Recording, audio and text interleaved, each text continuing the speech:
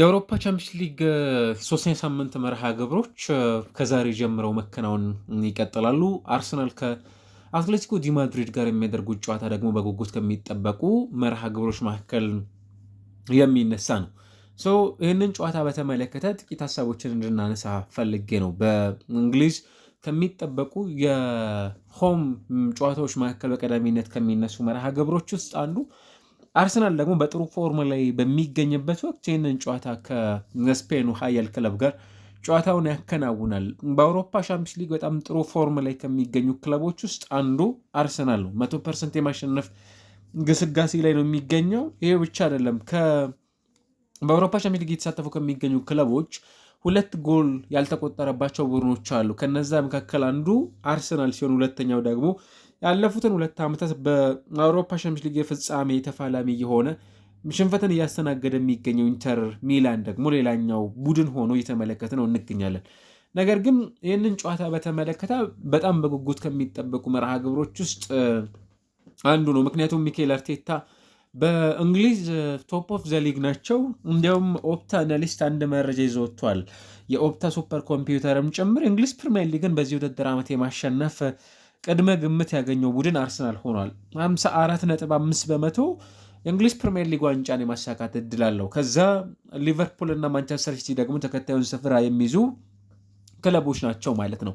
ይህንን ውጤት እንዲያስመዘገበ ጨምር ምክንያት ያደረጉት ያለፉት ሳምንታት የእንግሊዝ ፕሪሚየር ሊግ እንዲሁም የአውሮፓ ሻምፒዮንስ ሊግ ጥሩ የሚባሉት ፎርሞቹ እንዲህ አይነት ስታቲስቲክሶች እንዲሰጡትም ጭምር ምክንያት የሆነ ይመስላል እና አንድ በጣም ብዙ የሚያስገርሙ ቁጥሮች አሉት። ለምሳሌ ገና በ8 ጨዋታ ብቻ ከቆሙ ኳሶች በ2025 የውድድር ዓመት በእንግሊዝ ፕሪሚየር ሊግ ማለት ነው 10 ጎሎችን አስቆጥሯል። በጣም በአጭር ጊዜ ውስጥ እንዲህ አይነት ቁጥሮችን እያስመዘገበ የሚገኝ ቡድን ነው ማለት ነው እና የሚነሱት ሀሳቦችን ስትመለከቱ ቡድኑ በአብዛኛው በደንብ የሚያሳምን አይነት ውጤት ላይ ነው ማለት እንችላለን። ይህንንም ጨዋታ በተመለከተ ኢቭን ጨዋታውን ቀድሞ የማሸነፍ ቅድመ ግምትንም ጭምር ያገኘው አርሰናል ነው። 58 በመቶ ይህንን ጨዋታ የማሸነፍ እድል አለው።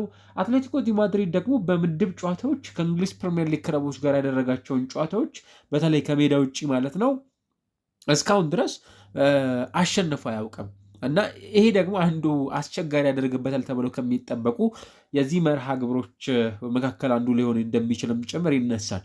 አርሰናል ወደዚህ ጨዋታ ከመምጣቱ በፊት ሊያንድሮ ትሮሳርድ ባስቆጠረው የሁለተኛ አጋማሽ የእንግሊዝ ፕሪሚየር ሊግ የክራቨን ኮቴጅ ጨዋታ አርሰናል የእንግሊዝ ፕሪሚየር ሊግንም ጭምር መረከብ የቻለበትና ጨዋታውን አሸንፎ የመጣበትን ውጤት ስትመለከቱ ጥሩ የመነቃቃት ስሜት ውስጥ የሚገኝ ነው። ይሄ ብቻ አይደለም፣ ደግሞ በአውሮፓ ሻምፒዮንስ ሊግ ከአትሌቲኮ ክለብ ጋር እንዲሁም ደግሞ ከኦሎምፒያኮስ ጋር የነበሩትን 2 ጨዋታዎች በዚህ ውድድር ዓመት 2-2 በሆነ ውጤት ጨዋታዎችን አሸንፎ ነው ቡድኑ የመጣው። የዲየጎ ሲሞኔ ቡድን ከመቅጠሙ በፊት በምድብ ውስጥ በጣም ጥሩ ከሚባሉ ቡድኖች ውስጥ አንዱ ነው ማለት እንችላለን። የዲየጎ ሲሞኔ ቡድን ቅድም እንዳለው ከእንግሊዝ ቡድኖች ጋር ያደረጋቸው ያለፉት 9 የሚጠጉ መርሃ ግብሮች በሁለቱ ያቻ ውጤት ሲሆን በ6ቱ ሽንፈትን አስተናግዷል። አንድ ጨዋታ ብቻ ነው ቡድኑ እንግዲህ ማሸነፍ የቻለው። በጣም ደካማ የሚባል ይመስላል። ያም በዩሮፓ ሊግ ከማንቸስተር ዩናይትድ 16 ጥሎ ማለፍ ውስጥ በ2022 የሁለተኛውን ጨዋታ ያሸነፈበትን ነው ልናነሳ የምንችለው። 3 ዓመታት ገደማ በአውሮፓ መድረክ አትሌቲክ እንግሊዝ ክለቦች ጋር ያደረጋቸውን ጨዋታዎች ማሸነፍ በጣም የከበደው ቡድን ማለት እንችላለን። ለአርሰናል ብዙ ቁጥሮች ብዙ የአትሌቲ ያለፉት ስቶሪዎች ይህንን ያያሉ። ከዚህ መነሻ ይህንን ጨዋታ በተመለከተ አርሰናል በጣም ጥሩ ሆኖ ይህንን የውድድር ዓመት ጀምሯል። በአውሮፓ ሻምፒዮንስ ሊግ ከየትኛውም ቡድን በተሻለ መልኩ በርካታ የሚባሉ ጎል የመሆን እድል ያላቸውን ኳሶች በመሞከር ደረጃ በቁጥር አንድነት የሚቀመጠው ቡድን ነው። 0.85 ኤክስጂ እያስመዘገበ ይወጣል ቡድኑ። ይሄ ብቻ አይደለም፣ ከሌሎቹ ቡድኖች አንጻር ከተመለከት ነው እጅግ በጣም በብዙ ርቀትም ጭምር መጓዝ የሚችል ቡድን ሆኑ ደግሞ እንመለከተዋለን ማለት ነው። ያለፉትን 10 የጨዋታ ሳምፕሎችንም ጭምር ወስደን ስንመለከተው ለምሳሌ ከአትሌቲክ ክለብ ጋር የነበረው ጨዋታ 0.35 አካባቢ ብቻ ነበር ጎል የማስተናገድ ኮንቨርዥን ሬት የነበረው። 0.5 ከኦሎምፒያኮስ ጋር ቡድኑን ዘንድሮ ተከላካዩን በተመለከተ በኋላ ላይ የምንመለከተው ጉዳይ ይሆናል። ነገር ግን ካለፉት መርሃ ግብሮች አንጻር የዛን ያህል በጣም ደካማ ከሌሎች ቡድኖች አንጻር በጣም ቤስት የሆነን ምሳሌ እያስመለከተን ይገኛል። በዚህ ውስጥ እንደውም የሚነሱት የዚህ ውድድር ዓመት የእንግሊዝ ፕሪሚየር ሊግ በቋሚነት እስካሁን ድረስ መጀመር ያልቻለው ሉዊስ ስኬሊ በአርሰናል 69.1 በመቶ እንዲሁም ጋብሪኤል ማጋሌሽ 69.8 በመቶ እስካሁን ድረስ የአንድ ለአንድ ግንኙነቶችን በአውሮፓ ሻምፒዮንስ ሊግ በማሸነፍ ከየትኛውም ተጫዋች በላይ ያደርጋቸዋል። በዚህ የውድድር ዓመት 50 ተጫዋቾች እንደውም በዚህ ውስጥ ሊስት ውስጥ የተካተቱ ተጫዋቾች ናቸው። ከነዛ ሁሉ 50 ተጫዋቾች የኤሪያል ዱዋሎችን በማሸነፍ ከፊት የሚቀመጡ ተጫዋቾች ናቸው። አስታውሱት እንግዲህ እነዚህ ሪካርዶ ካላፊዮሪ፣ ጁሪየን ቲምበር በዚህ ውድድር ዓመት የአርሰናል ተቀዳሚ የሚባሉ የተከላካይ ስፍራ ተጫዋቾች ናቸው። ሉዊስ ግን በዚህ ቁጥር ውስጥ ልናነሳው የሚገባ ተጫዋች እንዳልሆን ይታወቃል። ነገር ግን በሻምፒዮንስ ሊግ በተሰለፈባቸው መርሃ ግብሮች በጣም ጥሩ ጊዜን እያሳለፈ ነው የሚገኘው። በእርግጥ ካሳለፍን የውድድር ዓመትም ጭምር ጀምሮ የተወሰዱ የቁጥራዊ መረጃዎች አሉ። ለዚህኛው መርሃ ግብር ታሳቢ ባደረገ መልኩ ቡካዮ ሳካ በአርሰናል ቤት ውስጥ ባለፉት 19 የአውሮፓ ሻምፒዮንስ ሊግ መርሃ ግብሮች ላይ በ17 ጎሎች ላይ ተሳትፎ አድርጓል። በ17 ጎሎች ላይ 11 ጎሎችን አስቆጥሮ 6 ለጎል የሚሆኑ ኳሶችን ለቡና አጋሮቹ አመቻችቶ ያቀብላል። 1505 ደቂቃዎችን በሜዳ ውስጥ አሳልፈዋል። በአርሰናል ቤት ውስጥ ከ2023 ወዲህ ባሉት ቆይታዎች የአውሮፓ ሻምፒዮንስ ሊግን በተመለከተ ብዙ የጎል ተሳትፎ ያለውን ተጫዋች ስንፈልግ በቀዳሚነት የምናየው ተጫዋች ቡካዮ ሳካ ይሆናል ማለት ነው። ይህም ከባርሴሎና በተለይ ከ500 ደቂቃዎች በላይ በሜዳ ውስጥ ያሳለፉ ተጫዋቾችን መነሻ በማድረግ የትኛው ተጫዋች ቶሎ ከጎሎች ጋር ይገናኛል የሚለውን ስንመለከት ራፊኒሃ ነው እንግዲህ ከዚህ ቁጥር ጋር ልናነሳው የምንችለውን ተጫዋች ፈልገን ልናገኝ የምንችለው ማለት ነው በሜዳ ውስጥ ባሉት ቆይታዎች ውስጥ። ከዛ ባለፈው አትሌቲኮ ማድሪድን የሚገጥሙት ደግሞ በጣም ጠንካራ ከሚባሉ የስፔን ላሊጋ ክለቦች መካከል አንዱ ነው። ምናልባት በጣም ጠጣር የሚባል አትሌቲ በእርግጥ የሆነ አይደንቲቲ ሙሉ ለሙሉ ቡድኑ ትቶ እንደመጣ ይታወቃል። ጎል አስቆጣሪ አይነት ቡድንም ጭምር እንደሆነ ልክ ከዚህ በፊት እንደምንመለከተው ሁሉ በሎ ብሎክ ሙሉ ለሙሉ የሚከላከል ቡድን ብቻ ሳይሆን ይበልጥ ኦፌንሲቭ ማይንድም ጭምር እንደሆነ ደግሞ እንመለከታለን። በተመሳሳይ ከ2023/24 ውድድር ዓመት ወዲህ በአውሮፓ ሻምፒዮንስ ሊግ 13 ጎሎችን ያስቆጠረ ተጫዋች ደግሞ አላቸው። ጁሊያን አልቫሬዝ በጣም ጥሩ ከሚባሉ በሻት ላይ ብዙዎች የሚስማሙበት በጣም በጥራትም ደረጃ እንዲሁም ደግሞ በሁሉም አንድ የፊት መስመር ተጫዋች ሊኖሩት ይገባሉ ተብለው የሚነሱ ኳሊቲዎችንም ጭምር ያሟላ የፊት መስመር ተጫዋች በስብስባቸው ውስጥ ይዛሉ። እንዲህ አይነት በጣም ጎል ማሽተት የሚችል በጣም ደንበኛ የሚባል የፊት መስመር ተጫዋች በአርሰናል በተቃራኒ ሆኖ ይገጥማል። ዘንድሮ እንግዲህ አርሰናል በእንግሊዝ ፕሪሚየር ሊግ 3 ጎሎችን ብቻ የተቆጠረበት እንደምታውቁት። ከዚህ ባለፈ ደግሞ በእነዚህ 13 በሚጠጉ ጨዋታዎች ቡድኑ በተለይ በአውሮፓ ሻምፒዮንስ ሊግ 13 ጨዋታዎችን ሲያከናውን ከ2023 ወዲህ 10ሩን አሸንፈዋል። በሁለቱ አቻ ውጤት ሲወጣ አንድ ጨዋታ ብቻ ነው ቡድኑ ሽንፈትን ያስተናገደው። ከዛ ባለፈ 31 ጎሎችን አስቆጥሯል። 5 ጎሎችን ብቻ ነው የተቆጠረበት። በ10ሩ ጨዋታዎች ደግሞ ምንም አይነት ጎል ሳይቆጠረበት ቡድኑ ከሜዳ ውስጥ ሲወጣ እየተመለከት ነው የምንገኘው እና አንዳንዶቹ ቁጥሮች በጣም የሚያስደነግጡም ናቸው። በፕሪሚየር ሊጉ አርሰናል ጎል የመሆን እድል ያለባቸውን ኳሶች በሙከራ ደረጃ አርሰናል ጋር ሲሞከሩ በጣም የሚያስደነግጥ ቁጥር ነው። 0.6 አካባቢ የሚጠጉ ኳሶችን ብቻ ነው በጨዋታዎች ላይ ኤክሲጂ ኮንሲድ ማድረግ የነበረበት። ይህ በፕሪሚየር ሊጉ አንደኛ ደረጃ ላይ ያስቀምጠዋል እና ብዙ ሙከራዎች ከማይከናወንባቸው ሁለተኛው የእንግሊዝ ፕሪሚየር ሊግ ክለቦች ውስጥ አንዱ ነው። ብዙ ኢላማቸውን የጠበቁ ሙከራዎችንም ጭምር በፕሪሚየር ሊጉ ከማያስተናግዱ ሁለተኛው የፕሪሚየር ሊጉ ምርጡ ቡድኖች መካከል አንዱ ሆኖ እንመለከታለን እና እነዚህን ቁጥሮች ስናይ የአርሰናል መከላከል ሙሉ ለሙሉ በጣም ፍጹም የተሻለ ብለን ከምናነሳቸው የፕሪሚየር ሊግ ቀዳሚ ክለቦች ውስጥ አንዱ ነው። እንግዲህ በእንግሊዝ ፕሪሚየር ሊግ ጆዜ ሞሪኖ ይዘውት የዋንጫ ያሳካው ቼልሲ 2 አስርተ ዓመታትን መሻገር የቻለ ቡድን ሁልጊዜም ከሚነሱ በቀዳሚነት ብዙ ጎሎች ካላስተናገዱ የእንግሊዝ ፕሪሚየር ሊግ ክለቦች መካከል በቀዳሚነት ሊነሳ የሚችል የውድድር ዓመት እንደሆነ ይታወቃል። ከዛ በኋላ ግን በቅርብ ጊዜ ያስተዋልናቸው ካሉት የውድድር ዓመታት አንጻር በእንግሊዝ ከሚገኙ ክለቦች ውስጥ በጣም ጥራቱን የጠበቀ ቡድን ልናነሳ የምንችለው አርሰናል ነው ማለት እንችላለን። ከነዚህ ቁጥሮች መነሻ ማለት ነው በቡድን ውስጥና አትሌቲክ ከኢንትራንክ ፍራንክፈርት ጋር የነበረውን ጨዋታ 5-1 በሆነ ውጤት ደግሞ አሸንፎ ወደዚህ ጨዋታ ላይ ይመጣል። በዛ ጨዋታ ላይ ለምሳሌ በጣም ጥሩ የሚባሉ በሜዳ ውስጥ ጥሩ ጊዜን ያሳለፉ ተጫዋቾች ነበሯቸው። ስቲል አሁንም አሉ እንደነ ማርኮስ ሎሬንቴ፣ የቀድሞ ቼልሲ ተጫዋች የነበረው እንግሊዛዊው ኮነር ጋላገር በዚህ ቡድን ውስጥ ከሚገኙ ተጫዋቾች መካከል ይነሳሉ። ይልቁኑ እንዲሁም ኮነር ጋላገር በዚህ ውድድር ዓመት በየጨዋታ ወደ 2.6 አካባቢ የሚጠጉ ኳሶችን በማቋረጥ ወይም ኢንተርሰፕት በማድረግ ቀዳሚው የሚባሉ አትሌቲኮ ዲ ማድሪድ ተጫዋች ነው። ይህም ማለት አርሰናል ደግሞ ይበልጥ ከወገብ በላይ ያለው ቡድን የማጥቃት ባህሪ የያዘ ቡድን እንደመሆኑ መጠን ቀደም ሲል ያላቸውን በ13 ጨዋታዎች 31 ጎሎችን ያስቆጠረው ቡድን እንዲህ አይነት ጎሎችን ደግሞ ማስቆጠረው እንዳይችል የተጋጣሚ ቡድን እንዲህ አይነት ኳሶችን ብሎክ ማድረግ የሚችሉ ተጫዋቾች በቡድን ውስጥ ሲኖሩ ምናልባት ጨዋታው ላይ የአትሌቲኮን ይበልጥ የመከላከልን እንዲሁም ደግሞ አርሰናል በጣም በተሻለ ጥራት የማጥቃትን ሁኔታ ደግሞ ልንመለከት የምንችልበትንም የጨዋታ ሂደት ውስጥ በዚህ ሂደት ላይ ልናነሳቸው ከሚገቡ የጨዋታው ላይ ከምንጠብቃቸው ጉዳዮች ውስጥ የመሆን እድልም ጭምር ይኖራቸዋል።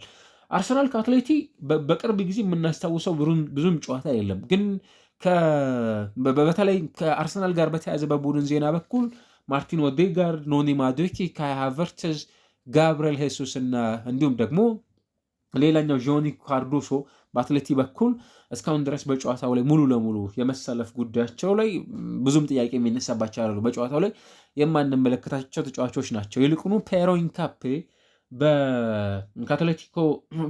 ከአትሌቲኮ ጋር በሚያደርጉት ጨዋታ ላይ ዝግጁ እንደሆነ አሰልጣኝ ሚኬል አርቴታ በሰጡት ጋዜጣዊ መግለጫ ይፋ አድርገዋል እና በዚህኛው መርሃ ግብር ላይ የምንመለከተው ተጫዋች ይሆናል ማለት ነው። ከዛ ባሻገር ግን አርሰናል ከአትሌቲኮ ማድሪድ ለመጨረሻ ጊዜ በ2017 የውድድር ዓመት በዩሮፓ ሊግ አርሰናል 2-1 በሆነ ውጤት አሸንፈው በግማሽ ፍጻሜው ወደ ቀጣዩ ዙር ያለፈበትን አጋጣሚ እናስታውሳለን። ከዛ በኋላ የተመለከትነው አንድ እኩል በኤምሬትስ የነበረውን ጨዋታ የምናስታውሰው ነው። በተለይ በዛ ጨዋታ ላይ ገና በ10ኛው ደቂቃ ላይ ነበረ ሳሊሆ በቀይ ካርድ በሜዳ ውስጥ ሲወጣ የተመለከትነው። ዲየጎ ኮስታ በዛ ጨዋታ ላይ ጎል አስቆጥሮ እንደነበር ይታወሳል። በተለይ በጨዋታው ላይ በጣም አነጋጋሪ ከነበሩ የሁለቱ ቡድኖች መርሃ ግብሮች መካከልም ጭምር ከሚነሱ የጨዋታ ሂደቶች ውስጥ ሊነሳ የሚችልበትን መርሃ ግብር እናስታውሳለን። በአርሰናል በኩል እንደሚጠበቀው አንዳንድ ተጫዋቾች ወደ ሜዳ የመመለስም እድል ያገኛሉ ተብሎ ይጠበቃሉ። ለምሳሌ ዳቪድ ራያ እንደሚታወቀው በቋሚነት የመጀመር እድል አለው በዚህ ጨዋታ ላይ። ቤን ዋይት ወደ ጨዋታው ይመለሳል ተብሎ ይጠበቃል። ዊሊያም ሳሊባ እና ጋብርኤል ማጋሌሽ ያው ሴንተር ባኩን የሚመሩ ተጫዋቾች ናቸው።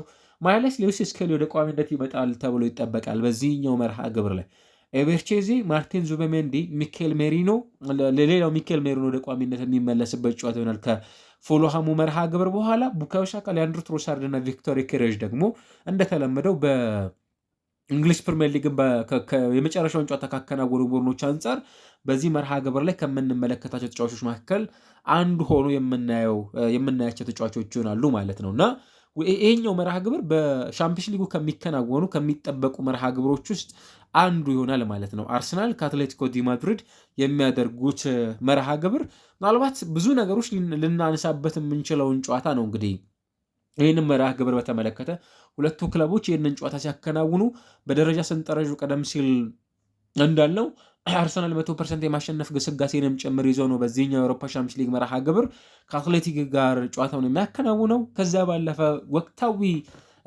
ሞመንተም ነው ወቅታዊ ብቃትን በተመለከተ አርሰናል እጅግ በጣም አስደናቂ የሚባል የወቅታዊ ፐርፎርማንስ ያለው ቡድን ነው ማለት እንችላለን። ከዚህ መነሻ ይሄኛውንም ጨዋታ በተሻለ መልኩ አርሰናል በቀዳሚነት ጨዋታውን የማሸነፍ ቅድመ ግምት ከሚይዙ ቡድኖች ውስጥ ልናነሳው የምንችለው መርሃ ግብር ይሆናል ብለን እንጠብቃለን። ደግሞ ጨዋታው በኤምሬትስ ነው የሚደረገው እንደሚታወቀው። ይህም ማለት ለአርሰናል በተሻለ መልኩ ጨዋታውን የማሸነፍ ቅድመ ግምት ከማግኘትም ባለፈ በደጋፊዎቹ ፊት በጣም በተነቃቁበት ወቅት ላይ ደግሞ የሚያደርጉት ጨዋታ እንደመሆኑ መጠን በቡድኑ በኩል የምናየው የቡድን ዜና፣ የቡድኑ ወቅታዊ ብቃት፣ ከዛ ባለፈ የቡድኖቹ ወቅታዊም ደግሞ የሜዳ ላይ ብቃትን ስትመለከቱ ይበልጥ ለአርሰናል ነገሮች በጣም በደንብ የሚያመዝኑ መሆናቸውን የምንረዳበትንም ጨዋታ በሁለቱ ቡድኖች መካከል የሚደረግ የአውሮፓ ሻምፒዮንስ ሊግ ጨዋታዎች ይኖራሉ ማለት ነው።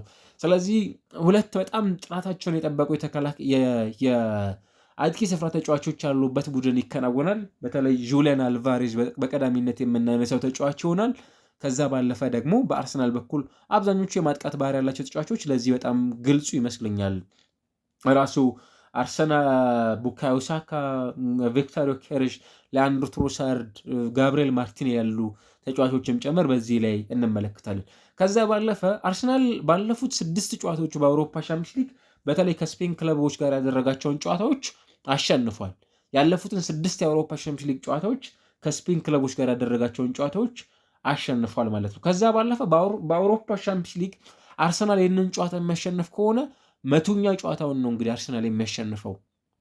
100ኛ ጨዋታውን በአውሮፓ ሻምፒዮንስ ሊግ አርሰናል ይህንን ጨዋታ ካሸነፈ ሌላ አዲስ ታሪክ መስራት የሚችልበትንም ጭምር አጋጣሚ ይፈጠርላቸዋል። ከዛ ባለፈ ባለፉት 14 በሚጠጉ ጨዋታዎችን አሸንፏል አርሰናል በምድብ ጨዋታዎች።